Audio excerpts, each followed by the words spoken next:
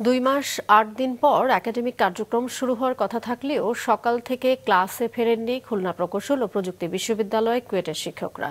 গত 18 ফেব্রুয়ারি বিশৃঙ্খলাকারী সহ শিক্ষকদের লাঞ্ছিত করার ঘটনার সঙ্গে জড়িতদের সুষ্ঠু বিচার নিশ্চিত না হওয়া পর্যন্ত তারা একাডেমিক কার্যক্রম থেকে বিরত থাকবেন। সকাল 8টা থেকে ক্লাস শুরু হওয়ার কথা থাকলেও সেটি শুরু হয়নি। শিক্ষকরা বলেছেন, কুয়েট একটি শান্তিপূর্ণ শিক্ষা প্রতিষ্ঠান, সেখানে যারা বিশৃঙ্খলা করেছে তাদের শাস্তি না হলে এমন পরিস্থিতি চলতে থাকবে।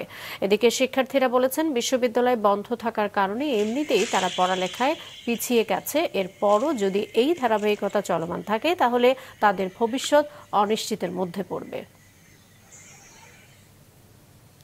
এত বড় একটা অরাজকতার কোনো কারণ দায়ী কেউ চিহ্নিত হবে না, এই অবস্থায় একটা প্রতিষ্ঠানের ভাইস চ্যান্সেলর, প্রো ভাইস চ্যান্সেলরকে অব্যাহতি দেওয়া হলো, একটা প্রতিষ্ঠানের প্রশাসনকে ব্যর্থ প্রমাণ করা হলো।